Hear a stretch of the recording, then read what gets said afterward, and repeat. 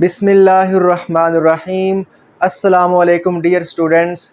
इस वीडियो में हम first year physics new syllabus के चैप्टर नंबर 5 की एग्ज़ाम्पल प्रॉब्लम्स को सॉल्व करेंगे।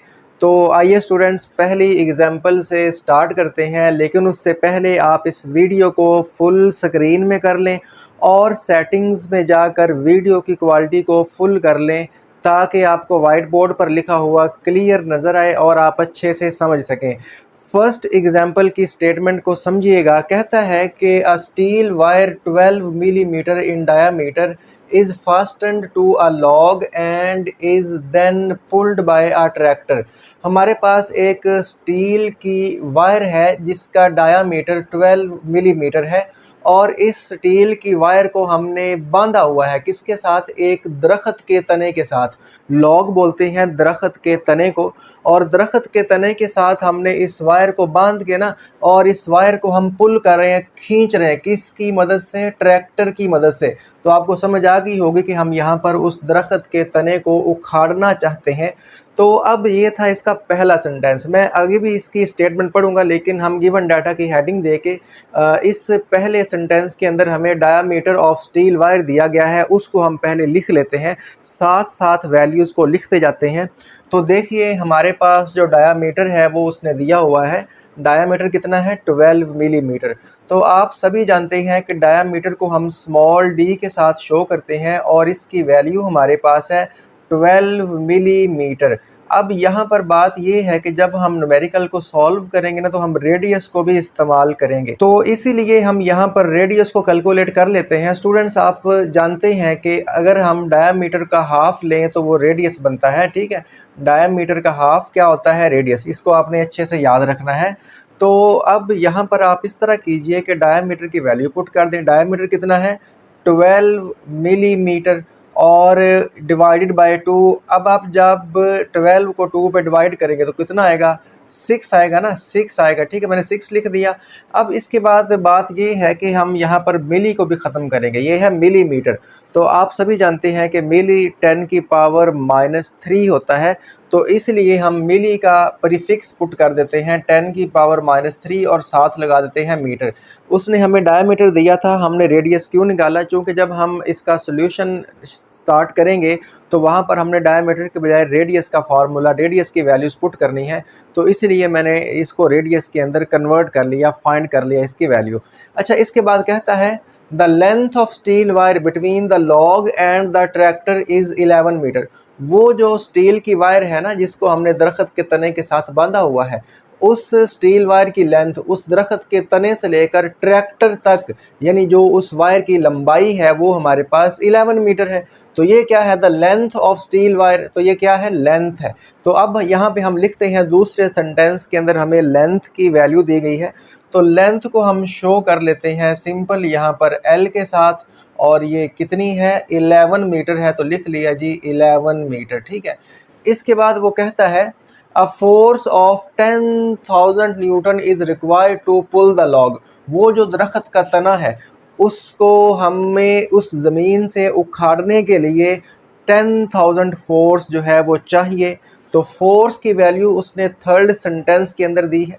फोर्स को आप सभी जानते हैं, हम कैपिटल एफ के साथ शो करते हैं, विच इज़ 10,000 न्यूटन। ठीक हो गया। तो यहाँ पर मैंने आपके सामने 3 सेंटेंस पढ़े। पहले सेंटेंस के अंदर उसने बताया कि हमारे पास एक स्टील की मोटी सारी तार है और उसको हमने दरख्त के तने के साथ बांध करना ट्रैक्टर की मदद से खींच रहे हैं, और वो जो स्टील की मोटी सारी तार है उसकी लंबाई, उस दरख्त के तने से ट्रैक्टर तक की जो लंबाई है वो 11 मीटर है, और उस दरख्त के तने को ज़मीन से उखाड़ने के लिए, पुल करने के लिए 10,000 फोर्स चाहिए। अब इसके बाद इसके 2 पार्ट्स हैं। कहता है कैलकुलेट। तो कैलकुलेट करना है आपने। क्या कैलकुलेट करना है? ए पार्ट। ए पार्ट में कहता है the stress and strain in the wire, यानी उस वायर के अंदर स्ट्रेस कितनी लग रही है और उसके अंदर स्ट्रेन कितनी प्रोड्यूस हो रही है, आपने फाइंड करनी है। तो मैंने टू फाइंड की हेडिंग दी और मैंने ए पार्ट की भी हेडिंग दी। ए पार्ट के अंदर हमने स्ट्रेस और स्ट्रेन फाइंड करनी है। तो देखें, ए पार्ट में हमने फाइंड करना है स्ट्रेस। देखें, स्ट्रेस का जो सिंबल है वो होता है इस तरीके से सिग्मा, ये फाइंड करना है। और हमने स्ट्रेन फाइंड करनी है। स्ट्रेन का सिंबल होता है इस तरीके से स्मॉल ई, इसको एप्सिलॉन पढ़ते हैं, ये हमने फाइंड करनी है ए पार्ट में। बी पार्ट के अंदर वो कहता है how much does the wire stretch when the log is pulled, यानी कि जब हम उस दरख्त के तने को ट्रैक्टर की मदद से तार के साथ बांध कर खींचेंगे तो उस तार के अंदर जो स्ट्रेच आएगी, जो एक्सटेंशन आएगी, जो खिंचाव आएगा, वो कितना आएगा, वो हमने फाइंड करना है। तो बी पार्ट में हमने एक्सटेंशन फाइंड करनी है, यानी हमने जो लेंथ के अंदर चेंज आएगी ना, सिंपल जो लेंथ के अंदर चेंज आएगी उस वायर के अंदर, जाहिर बात है उस वायर को हम ट्रैक्टर की मदद से खींच रहे हैं और वो वायर जो है दरख्त के तने के साथ बंधी हुई है, तो जब उसको ट्रैक्टर के साथ खींचेंगे तो वायर की लेंथ में थोड़ी सी चेंजिंग आएगी, वो कितनी आएगी वो आपने फाइंड करनी है। और इसके बाद इसने ना ब्रैकेट के अंदर ये ई की वैल्यू दी है। ई क्या है, इलास्टिक मॉडुलस है, तो इसको भी हम यहाँ पर लिख लेते हैं, ठीक है। इसको आप यंग मॉडुलस का नाम भी दे सकते हैं। यंग मॉडुलस आपको दिया गया है उस स्टील वायर का यंग मॉडुलस उसने ब्रैकेट में लास्ट पे दिया है, जो कि है 200 मल्टीप्लाई बाय 10 की पावर 9 न्यूटन पर स्क्वायर मीटर। आप जानते हैं यंग मॉडुलस का और स्ट्रेस का यूनिट सेम होता है, न्यूटन पर स्क्वायर मीटर। तो स्टूडेंट्स देखिए, मैंने आपके सामने कंप्लीट स्टेटमेंट पढ़ी और आपको इसका मैंने ओवरव्यू दिया, कॉन्सेप्ट दिया कि इसमें वो क्या कह रहा है, और जो उसने वैल्यूज़ दी हैं उनको हमने लिख लिया, और उसने जो वैल्यूज़ पूछी हैं उनको भी मैंने यहाँ पर मेंशन कर दिया। अब वक्त आ गया है कि हम इसका सोल्यूशन फाइंड करें। तो अब जो है आपने बड़ी ध्यान के साथ समझना है। मैं यहाँ पर लाइन लगा रहा हूँ ताकि मैं यहाँ से ऊपर से सोल्यूशन स्टार्ट करूँ, तो समझिएगा। सोल्यूशन की हेडिंग देते हैं, अब हम इसको सॉल्व करेंगे। उसने जो हमसे चीज़ें पूछी हैं वो हम उसको फाइंड करके देंगे। तो लीजिए, मैंने यहाँ पर ए की भी हेडिंग दे ली, यानी पहले हम ए पार्ट को फाइंड करेंगे। ए पार्ट के अंदर हमने स्ट्रेस और स्ट्रेन को फाइंड करना है। तो अब यहाँ पर आप स्ट्रेस की हेडिंग दे सकते हैं, ठीक है ना। स्ट्रेस की हेडिंग दे सकते हैं कि पहले हम जो है 3 चीज़ें फाइंड करनी है ना, तो बारी बारी हेडिंग दे के उनको फाइंड करते जाते हैं जी। स्ट्रेस को फाइंड करते हैं। अच्छा, अब आप जानते हैं स्ट्रेस का फार्मूला क्या होता है। स्ट्रेस होता है फोर्स ओवर एरिया, ठीक है। Using the formula, using the relation, stress हमारे पास क्या होता है, force per unit area, force over area is called stress, ये हमारे पास है। तो ये मैंने एक दफ़ा फार्मूला लिख लिया। अब इसको सिंबॉलिक फॉर्म के अंदर लिखते हैं। स्ट्रेस का सिंबल सिग्मा, फोर्स को एफ के साथ शो करते हैं, एरिया को ए के साथ शो करते हैं। अब हमारे पास एरिया तो नहीं है, लेकिन आप जानते हैं कि कोई भी हमारे पास लॉग, जिस तरह दरख्त का तना होता है, इसका हमारे पास एरिया होता है pi r square, pi r square. चूँकि हमारे पास एरिया नहीं है, रेडियस है, तो लिहाजा हम इसको पुट करते हैं sigma is equal to F over A की जगह क्या पुट करेंगे, पाई आर स्क्वायर। अब हमारे पास स्ट्रेस का फार्मूला बन चुका है, इसमें हम वैल्यूज़ पुट करते हैं। तो मैं लिखता हूँ बाय पुटिंग वैल्यूज़। अब हम वैल्यूज़ को पुट करते हैं, तो आप देखिएगा सिग्मा, यानी सिग्मा किसका सिंबल है, स्ट्रेस का सिंबल है। फोर्स, फोर्स कितनी है, 10,000 है, तो यहाँ पर लिख लें 10,000, 10,000 न्यूटन फोर्स है। पाई की वैल्यू आप जानते हैं 3.14 यानी 3.14, और आर का स्क्वायर, इसलिए मैंने आर को पहले ही फाइंड कर लिया था। तो आर क्या है, 6 मल्टीप्लाई बाय 10 की पावर -3, 6 मल्टीप्लाई बाय 10 की पावर -3, और इसके ऊपर स्क्वायर भी है, ठीक है। आर का स्क्वायर है तो इसकी वैल्यू के ऊपर स्क्वायर भी लगाएंगे। अब यहाँ पर इसको समझिएगा, मैं 10,000 ऊपर वाला वैसे ही लिख लेता हूँ और नीचे वालों को मैं करने लगा हूँ सॉल्व। तो इस तरह करते हैं, ये देखें, ये 6 ज़रब ये 10 की पावर किससे लिखते हैं, EXP से। ये आंसर की लेफ्ट साइड पे जो बटन ना, इससे लिखते हैं EXP। 10 की पावर कितनी है, -3। तो अब ये देखें लिखा भी गया, 6 मल्टीप्लाई बाय 10 की पावर -3 लिखा गया। अब इसका लेते हैं स्क्वायर, ओके, स्क्वायर ले लिया, और इसको मल्टीप्लाई करते हैं 3.14 के साथ। तो जी ये हमारे पास आया 1.1304 मल्टीप्लाई बाय 10 की पावर -4। अच्छा, अब इसके बाद वाला स्टेप देखिए, कुछ नहीं करना, क्योंकि ये तो मेरे पास ऑलरेडी यहाँ पर लिखा हुआ है नीचे आंसर में। तो मैं लिखता हूँ एक के आगे 4 जीरो लगाता हूँ, यानी 10,000, 1 2 3 4, 10,000 तकसीम डिवाइडेड बाय आंसर। आंसर क्या, ये जो इनको मल्टीप्लाई करने से ऑलरेडी पहले आया हुआ है। तो ये जी आया मेरे पास यहाँ पर एक लंबा सारा आंसर, इसको लिखते हैं 88464260.44, ठीक है। ये देखें काफ़ी लंबा सारा आंसर आया है। इस तरीके से मैंने सारा ही लिख लिया। अब यहाँ पर हम इसको इस तरह करते हैं कि साइंटिफिक नोटेशन में लिखते हैं। साइंटिफिक नोटेशन में लिख लें। साइंटिफिक नोटेशन में क्या होता है कि आपका इशारिया पहले नॉन ज़ीरो डिजिट के बाद हो, बाकी सारी 10 की पावर में हो। तो यहाँ पर एक काम करते हैं, तो चूँकि आमतौर पर ना स्ट्रेस मेगा पास्कल में होती है, तो ये इशारे यहाँ पे है। मैं इसको 6 इंच से पीछे लाता हूँ, चूँकि 10 की पावर 6 मेगा होता है ना। 1 2 3 4 5 6, यानी मैं यहाँ पर इशारे ला रहा हूँ 88 के बाद 88.46, इतना काफ़ी है। इशारे के बाद इतने नंबर ले लें, तो मैं 6 इंच से पीछे लाया, ठीक है। 10 की पावर 6 और इसका यूनिट क्या होता है? पास्कल। स्ट्रेस का यूनिट पास्कल होता है।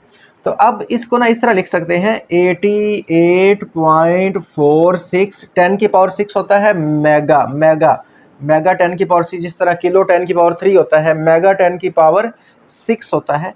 तो लिहाजा इसका हमने प्रीफिक्स पुट कर दिया और साथ पास्कल लिख दिया। आप इस तरह लिख लें। अच्छा, अगर आप इसको ना इस तरह करेंगे ना, 8.8 करेंगे, यानी इशारिया यहाँ पे लाएंगे, तो फिर 10 की पावर 7 आएगा, तो वो भी ठीक है। मेगा पास्कल में लिख लें तो ये भी ठीक है। तो हमने अभी क्या किया? स्ट्रेस फाइंड कर लिया। अभी हम ए पार्ट को सॉल्व कर रहे हैं। अब इसको मैं यहाँ पर इस तरफ लाने लगा हूँ। अब मैं आपको स्ट्रेन फाइंड करके दूंगा।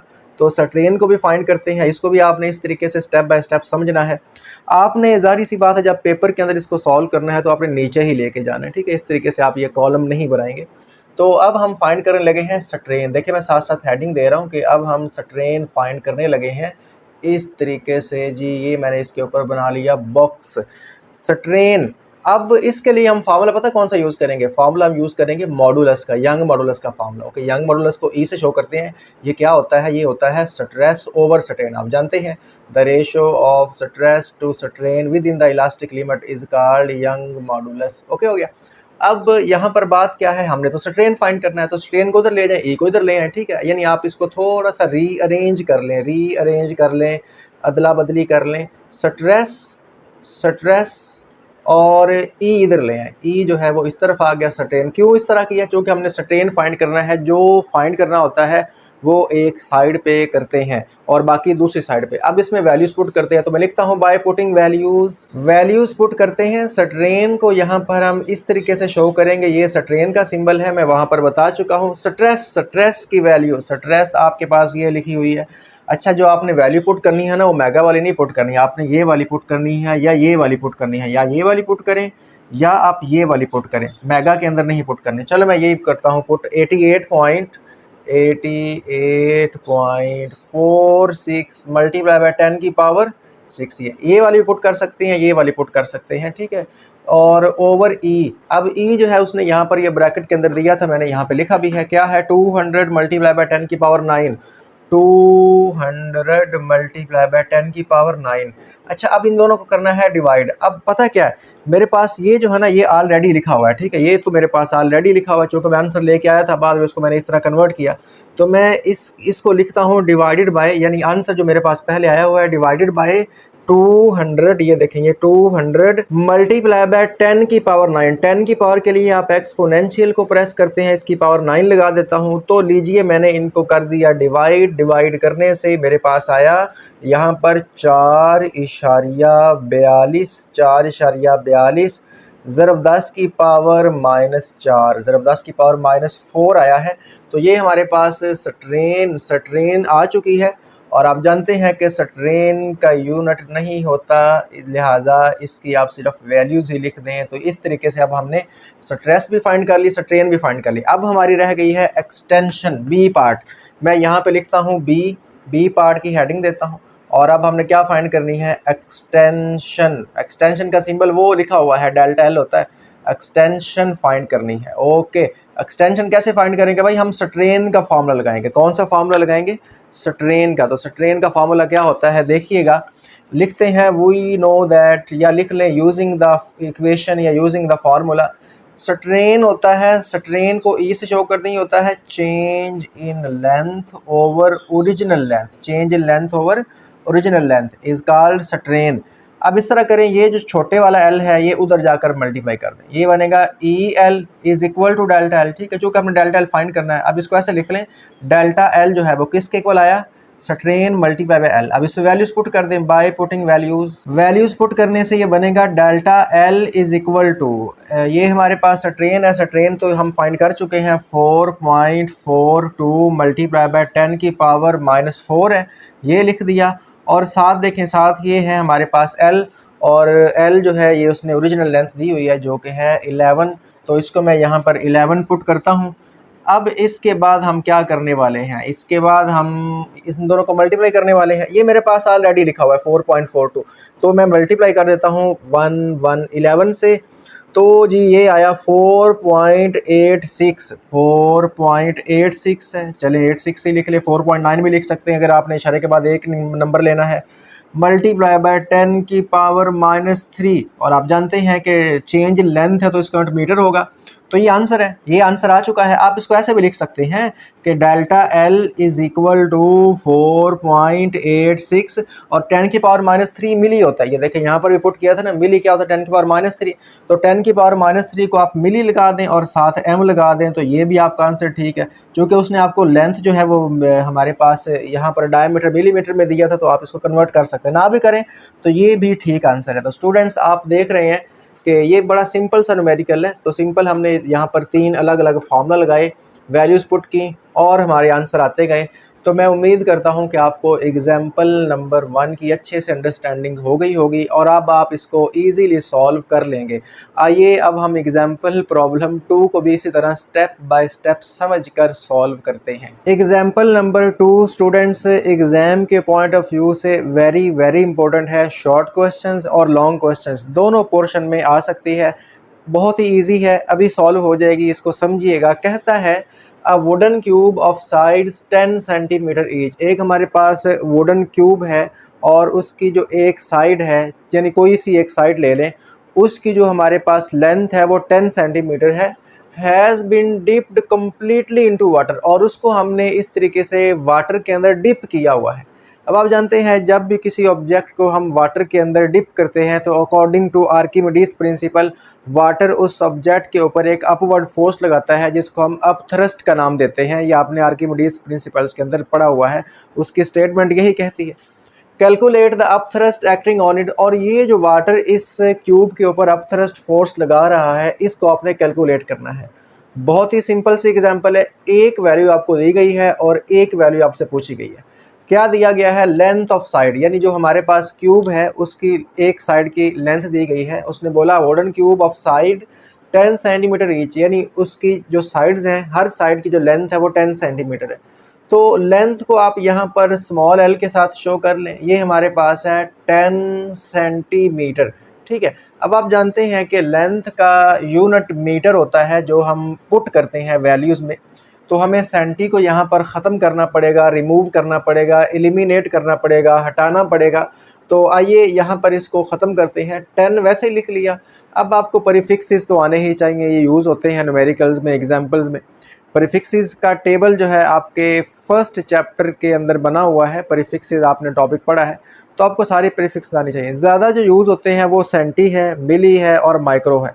सेंटी 10 की पावर -2 होता है, मिली 10 की पावर -3 होता है और माइक्रो 10 की पावर -6 होता है। ये तीन ज़्यादा यूज़ होते हैं। तो सेंटी क्या होता है 10 की पावर -2, ये इसकी वैल्यू है, और ये 10 वैसे का वैसे ही, इसके मैं ऊपर 1 लगा लेता हूँ, 10 की पावर 1 10 ही होता है, ये वाला 10 और सेंटी 10 की पावर -2 7 मीटर लगा लिया। अब यहाँ पर आप देख सकते हैं कि लेंथ इज इक्वल टू 10 वैसे ही लिख लें, चूँकि बेस सेम है, पावरें ऐड होंगी तो ये पावर 1 ये पावर -2 और 7 मीटर लगा लें। अब आप 1 -2 करेंगे तो क्या आएगा बताएं ज़रा, 1 -2 करेंगे तो आएगा -1 मीटर। तो ये हमारे पास लेंथ है, इसको हमने मीटर में कन्वर्ट किया। अच्छा, इसमें ना आपने डेंसिटी ऑफ वाटर जो है उसकी वैल्यू भी यूज़ करनी है। तो डेंसिटी ऑफ वाटर, इसकी वैल्यू आपको ज़ुबानी आनी चाहिए, ये MCQs के अंदर भी पूछी जा सकती है। वाटर की जो हमारे पास डेंसिटी है, सबसे पहले डेंसिटी का सिंबल इस तरीके से होता है रो, और इसकी वैल्यू होती है हमारे पास 1000 किलोग्राम पर मीटर क्यूब, ठीक है। मैस ओवर वॉल्यूम होता है ना, तो मैस किलोग्राम, वॉल्यूम का मीटर क्यूब, तो kilogram per metre cube. Water की डेंसिटी 1000 होती है और एयर यानी जो हवा है उसकी डेंसिटी होती है 1.29 किलोग्राम पर मीटर क्यूब। तो वाटर की डेंसिटी की वैल्यू 1000, एयर की डेंसिटी की वैल्यू 1.29। ये दोनों वैल्यूज़ आपको ज़ुबानी आनी चाहिए, एमसीक्यूज़ के अंदर पूछी जा सकती हैं और इसकी वैल्यू आपको नहीं देगा और आपने ये जो है ये ख़ुद से जो है ये वैल्यूज़ लगानी होगी, पुट करनी होगी, ये यहाँ पर यूज़ भी होगी, उसने दी नहीं है। अच्छा, हमने फाइंड क्या करना है, कैलकुलेट द अपथ्रस्ट। तो अपथ्रस्ट फोर्स हमने फाइंड करनी है जो इस क्यूब के ऊपर लग रही है, तो फोर्स हम फाइंड करेंगे। तो स्टूडेंट्स ये था इसका गिवन डाटा, फाइंड हमने करना है। आइए सोल्यूशन स्टार्ट करते हैं यूजिंग आर्किमिडीज प्रिंसिपल। आप जानते हैं जब आप आर्किमिडीज प्रिंसिपल की मैथ सॉल्व करते हैं तो आप अपथ्रस्ट का फार्मूला ही ड्राइव करते हैं, और क्या फार्मूला होता है, रो जी इंटू वी। ठीक है, आपने अगर टॉपिक पढ़ा हुआ है, इसको सॉल्व किया हुआ तो आपने ये फार्मूला ड्राइव किया होगा। ये लॉन्ग क्वेश्चन में भी आएगा कि आर्किमिडीज प्रिंसिपल को जो है वो डिफाइन करें और अपथ्रस्ट फोर्स का फार्मूला जो है वो आप डिराइव करें, तो आप यही ड्राइव करते हैं। अब यहाँ पर चूँकि हमने अपथ्रस्ट फोर्स फाइंड करनी है और इसका फार्मूला हम लिख चुके हैं, तो इसमें हम वैल्यूज़ पुट करेंगे ताकि इसको सॉल्व कर सकें। लेकिन उससे पहले आप ये देख लें कि हमारे पास तो वॉल्यूम ही नहीं है। तो यहाँ पर हम वॉल्यूम को क्या करेंगे, इसको यूज़ करेंगे। वॉल्यूम क्या होता है, लेंथ का क्यूब, यानी अगर लेंथ को 3 दफ़ा मल्टीप्लाई करें ना तो फिर वॉल्यूम बनता है, यानी length multiply by length multiply by length, यानी लेंथ का क्यूब हमारे पास वॉल्यूम होता है। और लेंथ को 2 दफ़ा मल्टीप्लाई करें यानी लेंथ का स्क्वायर, वो हमारे पास एरिया होता है। एरिया लेंथ का स्क्वायर और वॉल्यूम लेंथ का क्यूब। कैसे देखें, लेंथ मीटर है तो मीटर क्यूब बन गया, तो वो तो वॉल्यूम ही होता है। लेंथ का मीटर ऊपर पावर 3 मीटर क्यूब वॉल्यूम होता है। तो इसलिए हम यहाँ पर इसको पुट करेंगे, अपथ्रस्ट इज इक्वल टू रो जी, और वॉल्यूम क्या है, लेंथ का क्यूब, यानी ये वॉल्यूम को आप लेंथ का क्यूब पुट कर सकते हैं। तो अब हम वैल्यूज़ को पुट करेंगे, क्योंकि पहले हम वैल्यूज़ को पुट नहीं कर सकते थे। रो और जी तो हम पुट कर लेते और वॉल्यूम तो था ही नहीं। तो बाय पुटिंग वैल्यूज़ को दर्ज करते हैं, कीमतें दर्ज करते हैं और देखते हैं कि अपथ्रस्ट क्या निकलती है। तो यहाँ पर देखें, अपथ्रस्ट मैंने वैसे ही लिख लिया, इस साइड को तो आपने वैसे ही लेके आना, ये फाइंड करना है। डेंसिटी, वाटर की डेंसिटी ये देखें यहाँ पर यूज़ होगी 1000 जी की वैल्यू क्या होती है, 9.8 होती है, 9.8। और लेंथ देखें, लेंथ क्या है, 10 की पावर -1, लेंथ है 10 की पावर -1, और ऊपर चूँकि इसका क्यूब है तो पावर 3 लगानी पड़ेगी। अब इससे नेक्स्ट स्टेप समझिएगा, अपथ्रस्ट इज इक्वल टू, अब आप जानते हैं मैं इसको लिख सकता हूँ 10 की पावर 3, ठीक है ना। 1000 क्या होता है, 10 की पावर 3 होता है ना, 3 0 है तो 10 की पावर 3 लगा दो। और ये 9.8 और ये 10 की पावर जो है, अच्छा ये 10 की पावर -1 है, यहाँ पर गलती हो गई। लेंथ क्या है, 10 की पावर -1, लेंथ क्या है 10 की पावर -1, और ऊपर क्यूब है तो ऊपर क्यूब लगाना है। अब ये आएगा 10 की पावर -3 आएगा, 10 की पावर -3 आएगा। क्यों, 3 ज़रब 1 3 और माइनस वैसे ही लगा लें। तो इसको अब हम सॉल्व करने लगे हैं, ये विदाउट कैलकुलेटर ही सॉल्व होगा। अब आप देख रहे हैं क्या सॉल्व होगा, 9 पॉइंट आप वैसे लिख लेंगे 9.8 और मल्टीप्लाई बाय 10 की पावरें आप ऐड कर दें, ये भी 10 की पावर, ये भी 10 की पावर, ये 3 ये -3, तो 3 -3 10 की पावर 0 आएगा ना। अब 3 में से 3 गए, 3 में से 3 माइनस करेंगे तो 0 आएगा। 9.8 मल्टीप्लाई बाय 10 की पावर 0, और आप जानते हैं किसी भी चीज़ की पावर 0, किसी भी चीज़ की पावर, नीचे कुछ भी ऊपर पावर 0 हो तो आंसर 1 आता है। तो 9.8 मल्टीप्लाई बाय 1, ठीक है, ये हमारे पास 9.8 ही आएगा। तो अपथ्रस्ट इज इक्वल टू 9.8, चूँकि ये फोर्स है अपथ्रस्ट तो लिहाजा इसका यूनिट न्यूटन होगा। तो ये देखिए हमने विदाउट कैलकुलेटर ही इसको सॉल्व कर लिया है, ये हमारे पास अपथ्रस्ट आ गई है। अब आप यहाँ पर लिख सकते हैं हैंस, यानी कि ये हमारे पास नतीजा निकल आया है। द अपथ्रस्ट एक्टिंग ऑन, यानी कि जो उस क्यूब के ऊपर अपवर्ड जो है वाटर फोर्स लगा रहा है जिसको हम अपथ्रस्ट बोलते हैं। द अपथ्रस्ट एक्टिंग, जो एक्ट हो रही है, लग रही है ऑन वुडन क्यूब, किसके ऊपर लग रही है, वुडन क्यूब के ऊपर लग रही है। कौन लगा रहा है, वाटर लगा रहा है। वुडन क्यूब इज कितनी लग रही है, 9.8 न्यूटन, 9.8 न्यूटन। तो ये है, आप यहाँ पर रिजल्ट की हेडिंग भी दे सकते हैं कि हमारे पास रिजल्ट निकला है। तो स्टूडेंट्स ये था बड़ा ही सिंपल सी एग्जाम्पल, शॉर्ट और लॉन्ग दोनों में आ सकती है। मैं आपको दोबारा फिर बता रहा हूँ, वेरी इंपॉर्टेंट है और वेरी ईजी भी है। आइए अब हम एग्जाम्पल प्रॉब्लम 3 को भी इसी तरह स्टेप बाय स्टेप समझते हैं, सॉल्व करते हैं। एग्जाम्पल नंबर 3 की स्टेटमेंट सुनिएगा। तो लिखता है कि एन एम्प्टी बैलून, हमारे पास एक खाली गुब्बारा है। और स्टूडेंट्स ये जो बैलून है ये हॉट एयर बैलून है, जिसके अंदर हमारे पास लोग बैठकर एंजॉय करते हैं। और वेट 80 न्यूटन, इसका जो वेट है वो 80 न्यूटन है। तो हम गिवन डाटा को साथ साथ लिखते हैं। वेट ऑफ द बैलून, ठीक है, an empty balloon weight 80 newton. तो किसका वेट दिया गया है? बैलून का। तो वेट ऑफ बैलून, अभी ये एम्प्टी है, इसको ना मैं W से शो करूंगा और इसके साथ छोटा सा ना B लगाऊंगा, यानी बैलून का वेट है। और कितना हमारे पास है? 80 न्यूटन, ठीक है, 80 न्यूटन हमारे पास इस बैलून का वेट है। इसके बाद हम पढ़ते हैं, लिखता है इट इज़ फिल्ड। अब हमने इस बैलून को फिल किया with 10 cubic metre of hydrogen, यानी हमने इसमें हाइड्रोजन गैस को फिल कर लिया। और उसका कितना वॉल्यूम है? 10 क्यूबिक मीटर। तो वॉल्यूम ऑफ हाइड्रोजन, ठीक है, क्यूबिक मीटर, मीटर क्यूब, ये किसका यूनिट होता है? वॉल्यूम का होता है। तो किसका वॉल्यूम दिया गया है? हाइड्रोजन का। तो हाइड्रोजन का वॉल्यूम, वॉल्यूम को कैपिटल V के साथ शो करते हैं, विच इज इक्वल टू हमारे पास 10 क्यूबिक मीटर, यानी 10 मीटर क्यूब, ये है। तो दो हमने सेंटेंस पढ़े हैं छोटे छोटे, और दोनों के अंदर एक एक वैल्यू दी गई है, वो मैंने लिख ली। इसके बाद वो कहता है कि how much maximum contents the balloon lift besides its own weight, यानी जाहिर सी बात है इस बैलून को जब हम हवा के अंदर उड़ाते हैं तो ये बैलून अपने वजन के अलावा इसके अंदर कितने लोग बैठेंगे, कितना कंटेंट जो है इसके अंदर आएगा, उसका वेट भी ये उठा सकता है। तो टू फाइंड, क्या फाइंड करना है? Weight of the contents, how much maximum contents, यानी वेट ऑफ जो है वो कंटेंट फाइंड करना है। तो वेट को मैंने W के साथ शो किया और साथ C भी लगाया, यानी कंटेंट का वेट हमने फाइंड करना है। कंटेंट से मुराद इसके अंदर जो लोग बैठे हुए हैं, कितने लोग इस बैलून के अंदर बैठ सकते हैं। जाहिर सी बात एक लिमिट है, उससे ज़्यादा बैठेंगे तो बैलून जो है वो उनको उठा नहीं सकेगा, ऊपर उड़ नहीं सकेगा, वो इंजॉय नहीं कर पाएंगे, नीचे बैलून आ जाएगा। तो ये बात है। अच्छा, इसके बाद लास्ट सेंटेंस के अंदर ना वो हमें दो वैल्यूज़ देता है। एक वैल्यू है the density of hydrogen is 0.09 kilogram per metre cube. तो डेंसिटी ऑफ हाइड्रोजन लिख लेते हैं। देखो डेंसिटी और साथ हाइड्रोजन है तो साथ छोटा सा H लगा दो। हाइड्रोजन की डेंसिटी है 0.09 kilogram per metre cube and density of air is 1.3। और डेंसिटी ऑफ एयर उसने दी है तो यहाँ पर डेंसिटी लगाओ, और चूंकि एयर की डेंसिटी है तो साथ जो है ए लगा लो, ए फॉर एयर, दो डेंसिटी है ना, या ρ1 ρ2 यूज़ कर लो, या फिर हाइड्रोजन और एयर का जो सिंबल है वो यूज़ कर लो। तो ये हमारे पास है 1.3। मैंने आपको इससे पिछले एग्जांपल में बताया था कि एयर की डेंसिटी 1.29 होती है, ठीक है। और इसको राउंड ऑफ करें तो 1.29, तो 1.3 भी आप लिख सकते हैं। ये इस तरीके से ये हमने लिख लिया।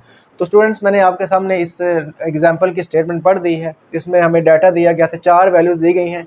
वेट ऑफ बैलून दिया गया, वॉल्यूम ऑफ हाइड्रोजन गैस दिया गया, density of hydrogen, density of air, ये हमने लिख ली।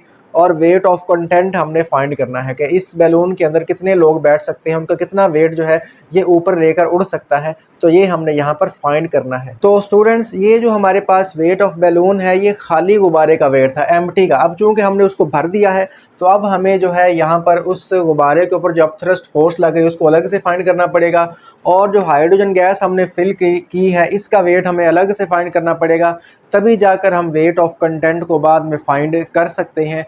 तो आइए इसका सोल्यूशन स्टार्ट करते हैं यूजिंग आर्किमिडीज प्रिंसिपल। आप जानते हैं अपथ्रस्ट क्या होती है? Weight of displaced air. चूंकि ये एयर के अंदर उड़ रहा है तो यहाँ पर हम weight of displaced air use करेंगे। ये आर्किमिडीज प्रिंसिपल की डेफिनेशन है कि अपथ्रस्ट कितनी लगती है? जितना वो ऑब्जेक्ट लिक्विड को, लिक्विड चाहे वो वाटर हो चाहे वो एयर हो, उसको डिस्प्लेस करता है, उतनी ही अपथ्रस्ट फोर्स लगती है। ये आपने इस टॉपिक के अंदर इसको पढ़ रखा है। उम्मीद करता हूँ आपको आर्किमिडीज प्रिंसिपल का कॉन्सेप्ट क्लियर होगा। अब अपथ्रस्ट आप जानते हैं, इसको हम फोर्स F के साथ भी शो कर सकते हैं, W के साथ भी शो कर सकते हैं। और अपथ्रस्ट का फॉर्मूला क्या होता है? रो जी और यहाँ पर V, ठीक है। अभी हम एग्जांपल नंबर 2 के अंदर सेम यही फार्मूला यूज़ करके आए हैं। अब चूंकि हम एयर की बात कर रहे हैं तो हमने डेंसिटी चूंकि रो अकेले यूज़ नहीं कर सकते, या तो हम हाइड्रोजन की डेंसिटी यूज़ करेंगे या एयर की यूज़ करेंगे, चूंकि दो डेंसिटीज़ है। हम एयर की बात कर रहे हैं तो हमने डेंसिटी भी कौन सी यूज़ करनी है? एयर की। साथ मैंने ए लगा दिया। अब इसके अंदर हमने वैल्यूज़ पुट करनी है। आप यहाँ पर लिख सकते हैं बाय पुटिंग वैल्यूज़, ज़रूर लिखिएगा, मैं इसको ऐसे ही करता हूँ। तो ये अपथ्रस्ट फोर्स आएगी रो। एयर की डेंसिटी हमारे पास 1.3 है। और आप जानते हैं जी कितना है? जी हमारे पास है यहाँ पर 9.8। और वॉल्यूम हमें दिया गया है 10, वॉल्यूम हमें दिया गया है 10, ठीक है।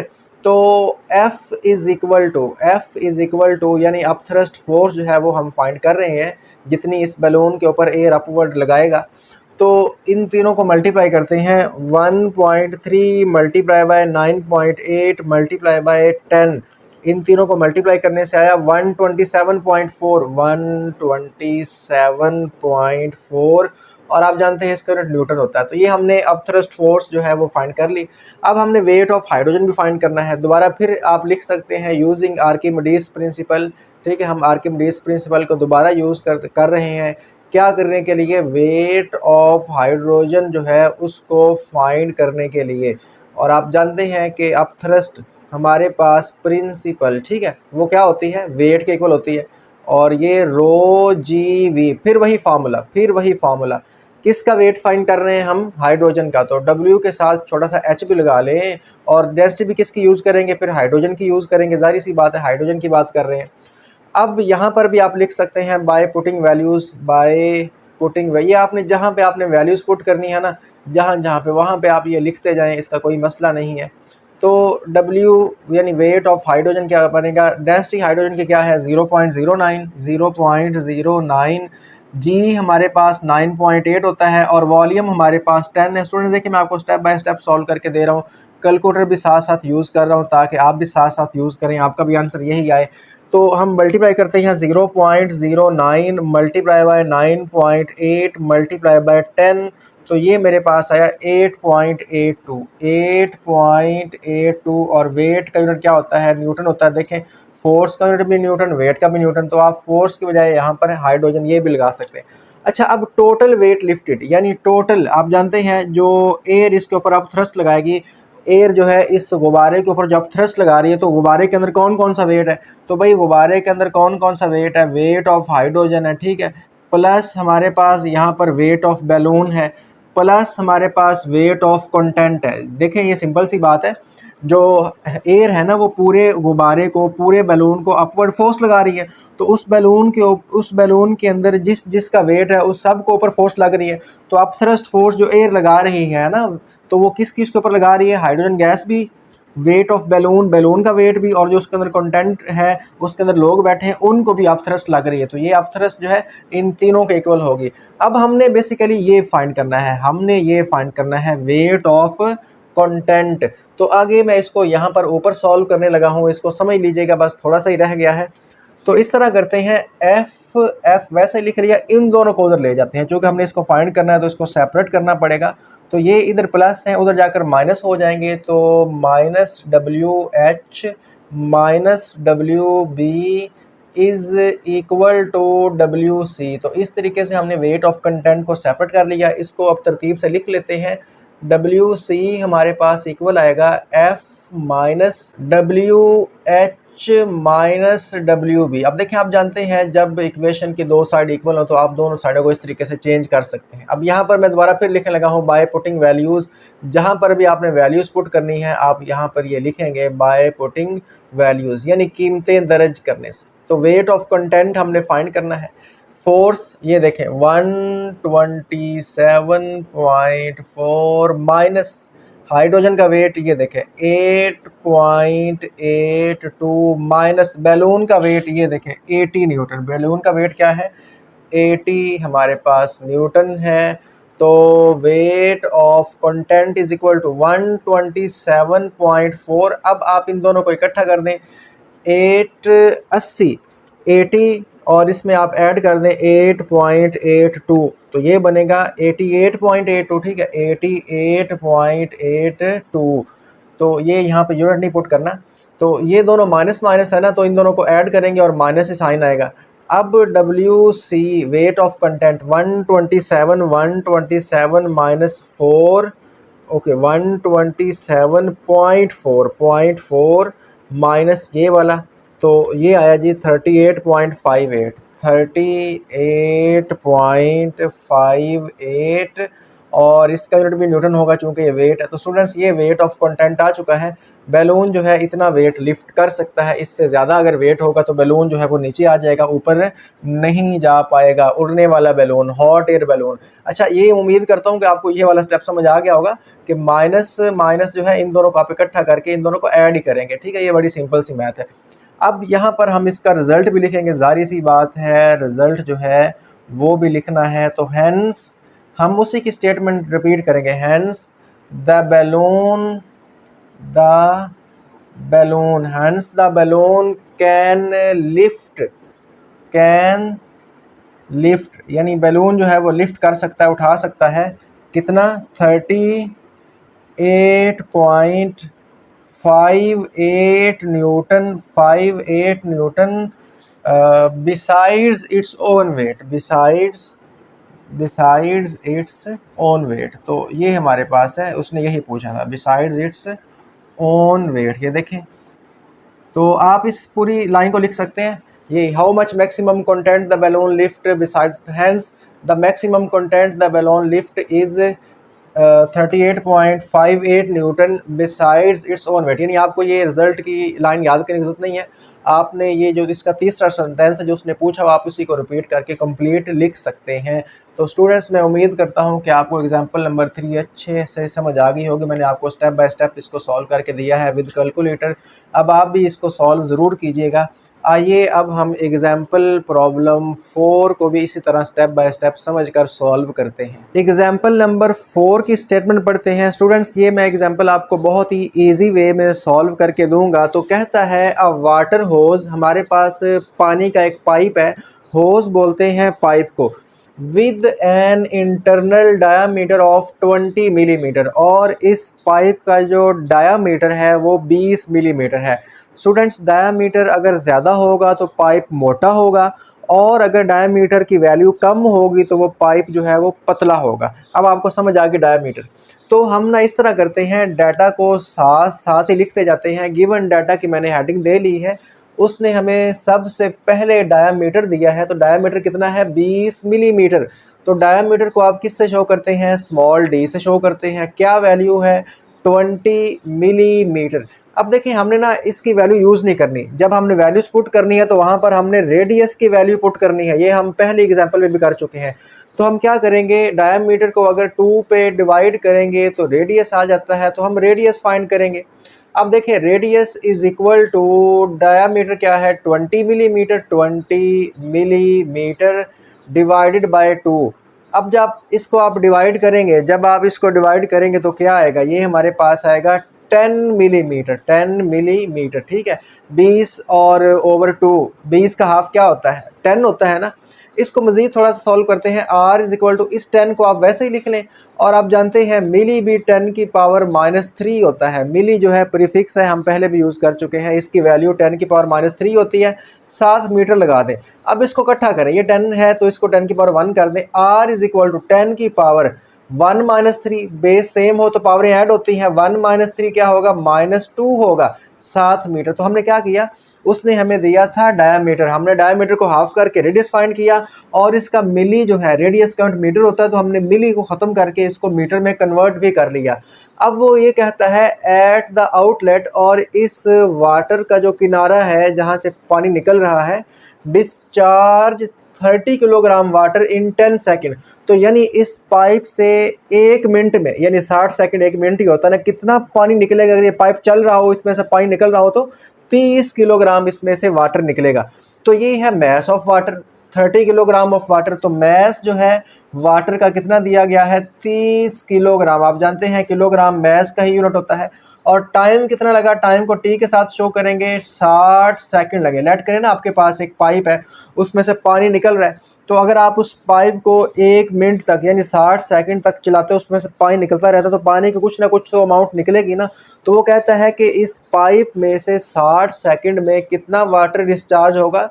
30 किलोग्राम होगा। और इसके बाद वो ये कहता है, ये पूछता है कि calculate the water speed at the outlet.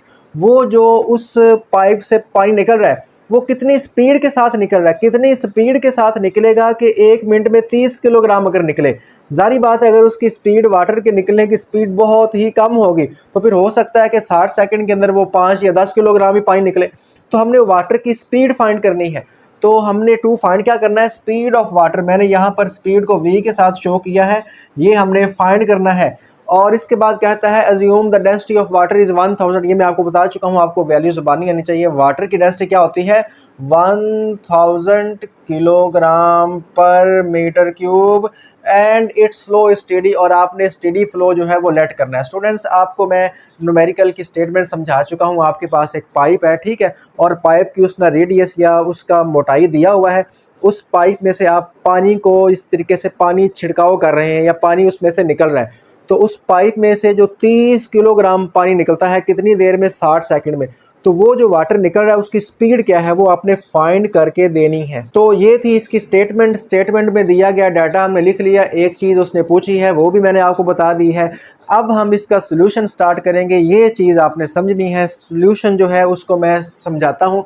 यहाँ पर हम इक्वेशन ऑफ कंटिन्यूटी को यूज़ करेंगे। इक्वेशन ऑफ कंटिन्यूटी क्या होती है, आप जानते हैं, the product of cross sectional area of the pipe and fluid speed at any point along the pipe remains constant and this constant is equal to volume flow per second, volume over time. ये v जो है ये speed है और ये वाला v जो है ये वॉल्यूम है। स्टूडेंट्स, इक्वेशन ऑफ कंटिन्यूटी एक वेरी इंपॉर्टेंट लॉन्ग क्वेश्चन है, आपने इसको ज़रूर रेडी करना है। और आप वहाँ पे ड्राइव करते हैं कि एरिया और स्पीड दोनों का जो प्रोडक्ट है वो इक्वल होता है कांस्टेंट के, और ये कांस्टेंट क्या होता है, वॉल्यूम ओवर टाइम।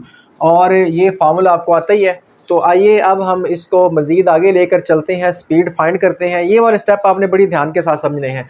अच्छा, वेलोसिटी हमने फाइंड करनी है, स्पीड फाइंड करनी है, तो उसको इधर लिख लेता हूँ। ये जो v है इसको मैं बड़ा लिखता हूँ चूँकि ये वॉल्यूम का v है, ताकि दोनों मिक्स ना हो जाए। ये v और v अगर एक जैसा लगेगा तो आप काट बैठेंगे। ओवर, अब ये जो एरिया है इसको मैं इस तरफ लेकर आ रहा हूँ, एरिया को मैं इधर लाता हूँ। इस तरफ मल्टीप्लाई हो रहा है तो इस तरफ आकर क्या हो जाएगा, डिवाइड हो जाएगा। और साथ ये वाला t मैंने ऐसे का ऐसे ही लिख लिया।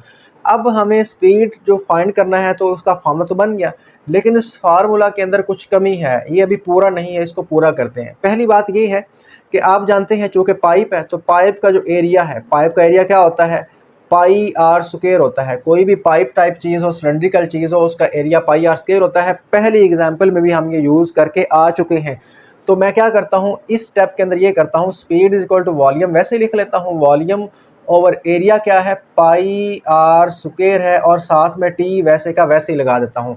उम्मीद करता हूँ आपको स्टेप समझ आ गया होगा। ये यहाँ पे लगा दिया। अब हमारे पास बेसिकली वॉल्यूम भी नहीं है तो हम क्या करेंगे, देखें ये तो आप जानते ही हैं कि हमारे पास जो है ना डेंसिटी, हाँ डेंसिटी का फार्मूला क्या होता है, volume mass per unit volume, mass over volume is equal to is called density. ये होता है डेंसिटी का फार्मूला, क्या होता है, मैस ओवर वॉल्यूम, आपको आता है। अब हम इस फार्मूला से वॉल्यूम लेते हैं तो वॉल्यूम क्या होगा जी, वॉल्यूम को इधर ले आए, मैस और डेंसिटी को आप इधर ले जाएं, डेंसिटी को इधर ले जाएं, ठीक है ना। देखो ना, इन दोनों को इंटरचेंज कर लिया, ठीक है। तो वॉल्यूम क्या हुआ, मैस ओवर डेंसिटी। तो हम यहाँ पर इस वॉल्यूम की जगह पे ये वॉल्यूम की वैल्यू, वॉल्यूम का फार्मूला पुट करेंगे। वी स्पीड, वी जो है speed is equal to volume क्या है, मैस ओवर डेंसिटी। वॉल्यूम क्या है, मैस ओवर डेंसिटी, ठीक है। ये मैंने वॉल्यूम लिख दिया, मैस ओवर डेंसिटी। और ये नीचे बटे में पाई आर स्क्वायर टी भी मौजूद है तो इसको भी बटे में लिख दो, पाई आर स्क्वायर टी। तो अब हमारे पास ऐसा फॉर्मूला बन गया है जिसके हम सारी वैल्यूज पुट करके स्पीड को फाइंड कर सकते हैं। स्टूडेंट्स, मैं आपको दोबारा फिर ये स्टेप समझा दूं ताकि आपके जहन में बैठ जाए। ये इक्वेशन ऑफ कंटिन्यूटी है। एरिया और स्पीड दोनों का प्रोडक्ट क्या होता है, वॉल्यूम ओवर टाइम होता है, यानी कांस्टेंट। ये वॉल्यूम ओवर टाइम जो है ये कांस्टेंट है, ठीक है। या a1 v1 is equal to a2 v2 भी होता है, लेकिन वो हम यहाँ पर नहीं लगाएंगे। ये भी इक्वेशन ऑफ कंटिन्यूटी जो है वो कितनी तरीकों से लिखी जा सकती है ये भी समझ लें। इक्वेशन ऑफ कंटिन्यूटी देखें, ये मैं आपको यहाँ पर रफ काम करके दे रहा हूँ ताकि आपका नॉलेज जो है वो थोड़ा सा इंक्रीज हो जाए, आपको पता चल जाए। देखें, इक्वेशन ऑफ कंटिन्यूटी होती है a1 v1 is equal to a2 v2, ये होती है। अच्छा, ये पहली फॉर्म है। दूसरी फॉर्म क्या है, सेकंड फॉर्म ये है कि एरिया और स्पीड दोनों का जो प्रोडक्ट है वो क्या होता है, वो कांस्टेंट होता है। ये इसकी सेकंड फॉर्म है। तीसरी फॉर्म क्या, तीसरी फॉर्म ये है कि एरिया और स्पीड का जो प्रोडक्ट है वो इक्वल होता है कांस्टेंट, और कांस्टेंट क्या होता है, वॉल्यूम ओवर हमारे पास टाइम होता है। तो इस तरीके से आप इसको तीन फॉर्म में लिख सकते हैं। अब हमने इसकी तीसरी फॉर्म यहाँ पर यूज़ किया। ये जो है ये रफ काम है, इसको आप मत करिएगा। तो ये हमारे पास क्या है, इक्वेशन ऑफ कंटिन्यूटी है। तो मैंने ये वाली यूज़ की है। इसमें हमने स्पीड को अलग किया, एरिया इधर ले। अब हमारे पास वॉल्यूम और एरिया उसने नहीं दिया हुआ, तो एरिया का फॉर्मूला ही पुट कर दिया और वॉल्यूम का फॉर्मूला ही पुट कर दिया। कैसे किया मैंने आपको अच्छे से समझा दिया। अब हम इसमें वैल्यूज पुट करते हैं। अभी आपने इसको ज़रूर समझना है, क्योंकि जब आप वैल्यू पुट करके कैलकुलेटर से आंसर लाएंगे तो आपका आंसर नहीं आने वाला, सही नहीं आने वाला। वो आपने समझना है, समझेंगे तो आएगा। और इससे जो अगली एग्जाम्पल है ना, वो भी आपने अच्छी तरह समझनी है। उसमें भी आपका आंसर रॉन्ग आएगा अगर आप खुद कैलकुलेटर से करेंगे।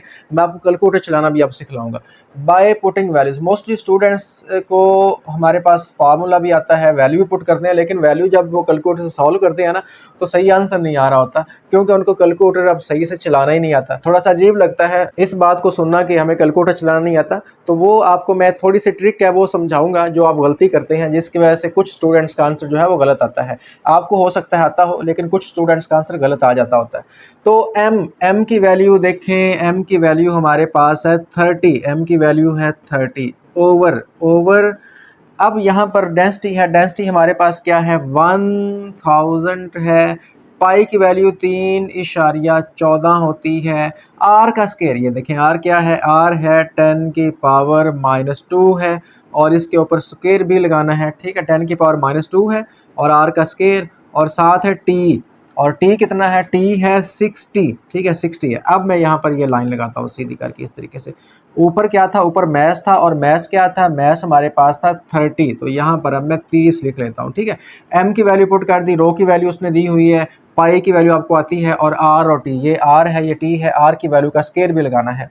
अब इसके बाद जो स्टेप है उसको भी आप समझिएगा, मैं यहीं पे करने लगा हूँ ये वाला स्टेप। तो स्पीड इज इक्वल टू 30 वैसे लिख लिया।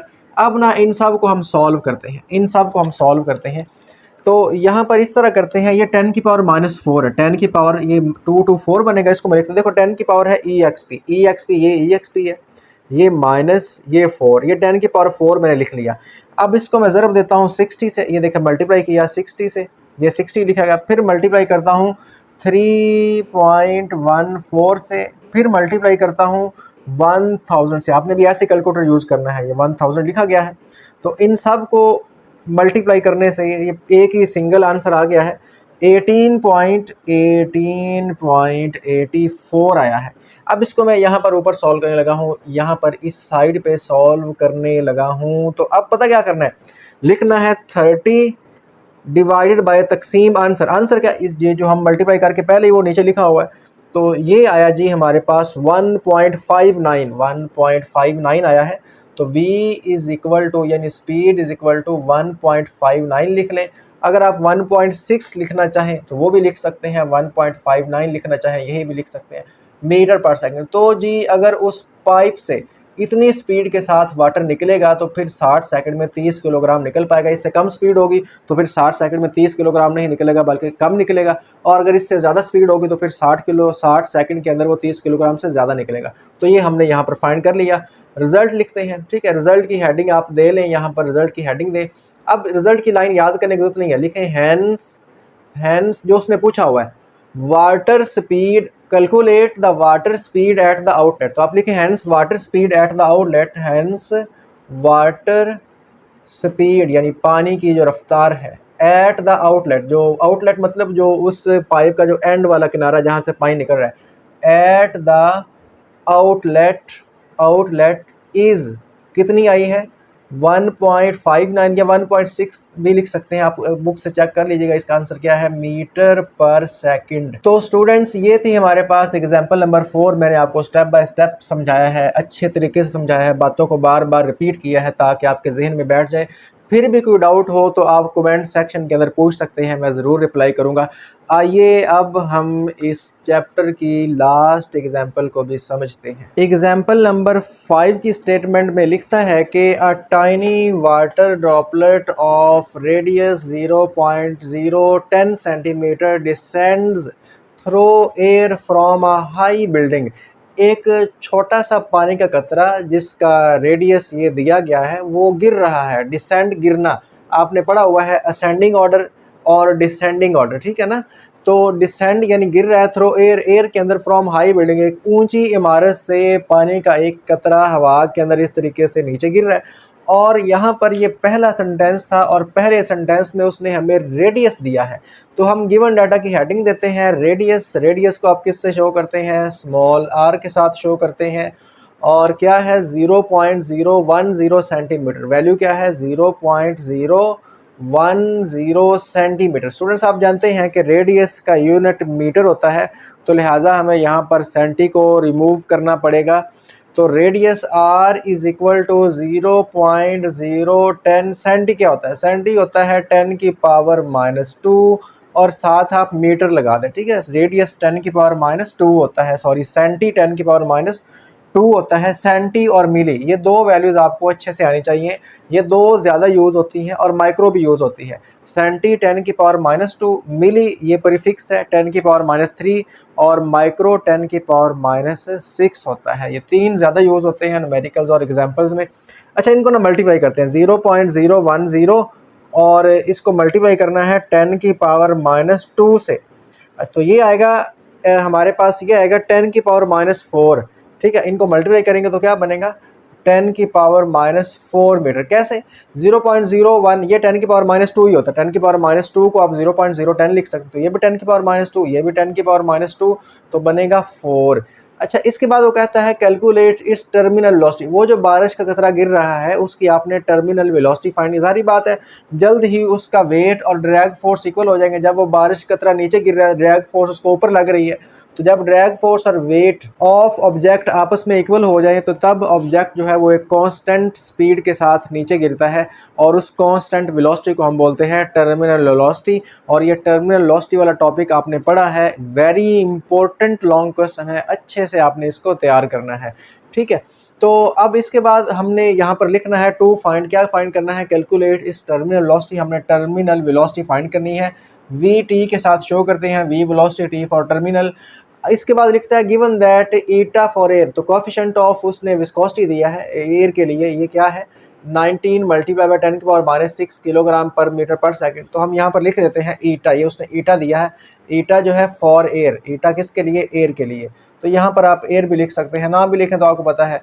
तो यहाँ पर ये है 19 मल्टीप्लाई बाय 10 की पावर -6 किलोग्राम पर मीटर पर second. And density of water is, ये डेंसिटी ऑफ वाटर दी गई है, तो डेंसिटी को रो के साथ शो करते हैं, विच इज़ 1000 और इसका वेट होता है किलोग्राम m की पावर -3, किलोग्राम m की पावर -3। तो ये मैंने स्टेटमेंट पढ़ दी। इसमें हमें उसने तीन वैल्यूज़ दी हैं, रेडियस दिया है, ईटा दिया है, डेंसिटी दी है। रेडियस, ईटा, डेंसिटी और टर्मिनल वेलोसिटी उसने पूछी है, उसको हमने टू फाइंड में लिख लिया। आइए इसका सोल्यूशन स्टार्ट करते हैं। The formula of terminal velocity is given as. Terminal velocity वाला टॉपिक लॉन्ग क्वेश्चन है, अच्छे से तैयार कीजिएगा, इंपॉर्टेंट भी है। फार्मूला आप ड्राइव करते हैं। फार्मूला क्या होता है? 2GR² / 9 ईटा, ठीक है, ये इसका फार्मूला है। अब इसमें हम वैल्यूज पुट करते हैं, चूंकि हमने टर्मिनल वेलोसिटी फाइंड करनी है, वो पहले एक साइड पे है। तो बाय पुटिंग वैल्यूज पुट करने से, कीमतें दर्ज करने से, ठीक है ना। तो v t is equal to ना, टू जो है उसको वैसे ही लिख लें, टू वैसे ही लिख लें। जी की वैल्यू आप जानते हैं 9.8 होती है, ये आपको जुबानी आनी चाहिए, कॉन्स्टेंट आती भी है आपको। आर का स्क्वायर, आर क्या है? 10 की पावर -4 है, तो इसके ऊपर स्क्वायर भी लगाएं। रो क्या है? ये 1000 है, 1000 है। ओवर हमारे पास 9 और ईटा हमें दिया गया है 19 मल्टीप्लाई बाय 10 की पावर -6। स्टूडेंट्स मैंने सारी वैल्यूज पुट कर दी। अब हम इनको सॉल्व करेंगे कैलकुलेटर से। मैं आपके सामने कैलकुलेटर को यूज़ करूंगा और आपने इसको अच्छे तरीके से देखना है। देखें, ये इस तरीके से, ये हमारे पास r था, r है 10 की पावर -4, ऊपर स्क्वायर भी लगाया। अब ये क्या बनेगा? पहले तो आप इसको लिख लें, ये 10 की पावर -8 बनेगा ना। अगर इसको ओपन करेंगे 4 × 2 8, तो ये 10 की पावर है exp। ये 10 की पावर के लिए यूज़ होता है -8। ये 10 की पावर -8 लिखा, ये नीचे भी लिखा गया। अब इसको मल्टीप्लाई करते हैं 1000 से, मल्टीप्लाई बाय 1000, ठीक है। फिर मल्टीप्लाई करते हैं 9.8 से, 9.8 से, ये कर दिया। फिर मल्टीप्लाई करते हैं 2 से, फिर मल्टीप्लाई करते हैं 2 से, तो ये सारे मल्टीप्लाई हो चुके हैं ऊपर वाले। अच्छा, ऊपर वाले सारे मल्टीप्लाई हुए तो आया 1.96 मल्टीप्लाई बाय 10 की पावर -4। इन सब को मल्टीप्लाई करने से आया। अब ये लिखते हैं, ये देखो, ये है 19 ये दरमियान में आपने मल्टीप्लाई जो है ना कैलकुलेटर पे नहीं डालना, वरना आपका आंसर गलत हो जाएगा। 19 और साथ क्या है 10 की पावर -6, 19 लिख लिया, ज़रब 10 की पावर -6 लिखना डायरेक्ट, ये 10 की पावर ये -6, जब इसको इक्वल दबाएंगे तो यहाँ पे लिखा है।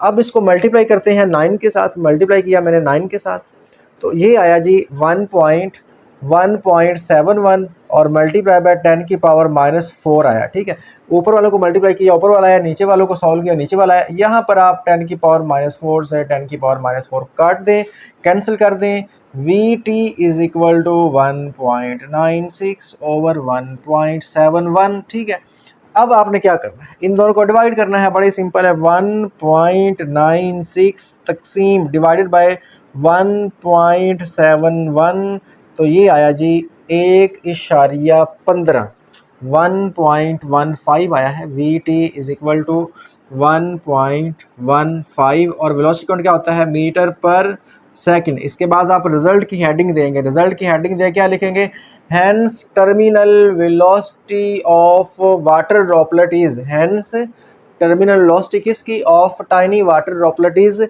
1.15 मीटर पर सेकंड। यानी आप ये सेंटेंस जो है रिजल्ट के अंदर इसको रिपीट कर दें, यहाँ तक कर दें फिर भी ठीक है। स्टूडेंट्स, मैं उम्मीद करता हूँ कि आपको चैप्टर नंबर 5 की एग्जांपल्स अच्छे से क्लियर हो गई होंगी। फिर भी कोई क्वेश्चन हो, कोई डाउट हो तो आप कमेंट सेक्शन अंदर के पूछ सकते हैं, मैं आपको ज़रूर रिप्लाई करूँगा। और अगर आप चैप्टर नंबर 5 के न्यूमेरिकल्स भी इसी तरीके से, जिस तरीके से मैंने ये समझाई हैं, समझना चाहते हैं तो यहाँ पर ये वीडियो आ रही है, इस पर क्लिक करें और चैप्टर नंबर 5 के न्यूमेरिकल्स भी समझ लें। इसी के साथ ही मुझे इजाज़त दीजिए, पढ़ते रहिए, मेहनत करते रहिए, मिलते हैं नेक्स्ट वीडियो में, तब तक के लिए अल्लाह हाफिज़।